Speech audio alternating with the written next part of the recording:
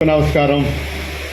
ఈ రోజున సభాధ్యక్షులు వేదులయ్య గారికి, అలాగే ఈ రోజున ఈ మీటింగ్ ఏర్పాటు చేసిన మన నెక్కట్టి బాలకృష్ణ గారికి ఇద్దరికి ధన్యవాదం తెలుపుకుంటూ, అలాగే వేదిక పైన ఉన్న పెద్దలు, వేదిక ముందున్న తెలుగుదేశం, బీజేపీ, జనసేన కార్యకర్తలు, కుటుంబ సభ్యులందరికీ కూడా పేరు పేరున నమస్కారాలు తెలియజేసుకుంటున్నాను. ఈ రోజున మనం ఇంకా సమయం చాలా తక్కువ ఉన్న సందర్భంగా ఆల్రెడీ పెద్దలందరూ కూడా ప్రతి విషయం గురించి కూడా మాట్లాడడం జరిగింది. ఈ 5 సంవత్సరాలు ఈ వైసీపీ ప్రభుత్వం ఏం మాయమాటలు మాట్లాడారో, ఏ అభివృద్ధి చేస్తారని చెప్పారో, లేకపోతే సంక్షేమం నవరత్నాలు అన్నారో, ఇవన్నీ విషయాలు మీతో మాట్లాడాల్సిన అవసరం లేదు. ఎందుకంటే ఈ 5 సంవత్సరాలు మీరందరూ ఇంకా అనుభవించారు. ఇదంతా మనందరికీ తెలుసు కాబట్టి నేను ఆ విషయాల్లోకి జోక్యం తలుచుకోవట్లే. ఎందుకంటే ఈ 5 సంవత్సరాలు వీళ్ళు అన్ని మాయమాటలు అని చెప్పి ప్రతి ఒక్కరికి తెలుసు. మన నియోజకవర్గంలోని ఎక్కడ కూడా అభివృద్ధి జరగలేదని ప్రతి ఒక్కరికి తెలుసు. ఈరోజు సంక్షేమం అంటున్నాడు, ఒక్క చేతితో ఇచ్చి ఇంకో చేతితో లాక్కుంటున్నాడని ప్రతి ఒక్కరికి తెలుసు. ఇంకా ఆ విషయాలు మిమ్మల్ని కోరేది ఏంటంటే, ప్రతి ఇంటికి మీరు తీసుకెళ్ళాలి. ప్రతి ఇంటి మీ గ్రామంలో ఉన్న బాధ్యత మీరు తీసుకుని ప్రతి ఇంట్లోని కూడా తెలియచేయాలి. ఎందుకంటే ప్రజల్ని ఇంకా మబ్బులో పెడుతున్నాడు. మీరు ఇప్పుడు చూస్తే గత 5-6 నెలల నుంచి మెండి కొత్త దొంగ రాజకీయం ప్రారంభించాడు. ఈరోజు పెన్షన్ ప్రతి ఇంటికి ఎందుకు ఇవ్వట్లేదంటే చంద్రబాబు నాయుడు గారు ఆపారంట. ఈయన మధ్యలో మర్చిపోతున్నాడు ఈయన ముఖ్యమంత్రి అని. జగన్మోహన్ రెడ్డి మర్చిపోతున్నాడు. ఎందుకంటే నేను ముఖ్యమంత్రి కదా, ఈరోజు వాలంటీర్స్ ఇవ్వకపోతే నేను సచివాలయం స్టాఫ్ అన్న వాడచ్చు, లేకపోతే నేను చాలామంది టీచర్స్ అన్న వాడచ్చు. ఇవన్నీ మర్చిపోయి ఈరోజు చంద్రబాబు నాయుడు గారు ఆపారంట. ఏంటి ఆ లాజిక్? ఈరోజు మాయమాటలు మెండి కొత్తగా చేశారు. కోడి కత్తి డ్రామా 2 ఇప్పుడు మెండి ప్రారంభించారు. ఈరోజు రాళ్ళు దాడి జరిగిందంట, అది కూడా చంద్రబాబు నాయుడు గారు చేశారంట. అయ్యా, మీ దగ్గర ఒక సిఐడి ఉంది, ఇంటెలిజెన్స్ ఉంది, ఇన్ని ఉన్న తర్వాత కూడా మీకు అంత సెక్యూరిటీ, సీఎం సెక్యూరిటీ ఉన్న తర్వాత కూడా మీ మీద రాళ్ళు దాడి ఎలా జరుగుతుంది అనేది నేను అడుగుతున్నా. ఈరోజు అది కావాలని చేయించుకొని మెండి ప్రజల్లో ఇంకో డ్రామా చేసి ఈరోజు మెండి ప్రజల నుంచి మెండి ఓట్లు వేయించుకుందామని ఒక సింపతి గురించి మెండి ఇది ప్రారంభించడం జరిగింది.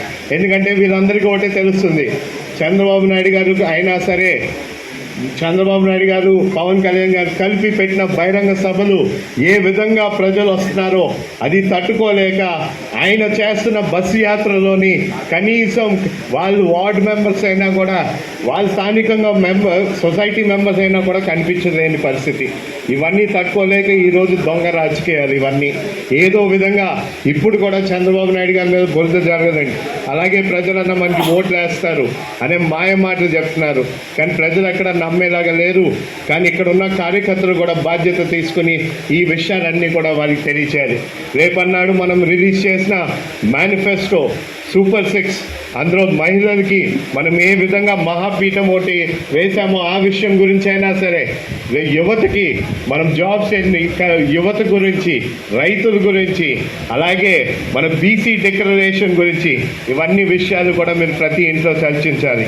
వాళ్ళకి ఒకటే తెలియజేయాలి, రేపు అధికారం వచ్చినన్నే ఖచ్చితంగా 6 నెలల టైంలోనే ఇవన్నీ కూడా అమలు చేస్తామనే మాట కూడా ప్రతి ఇంటికి మీరందరూ తెలియచేయమని కూడా మీ అందరినీ కోరుతున్నాం.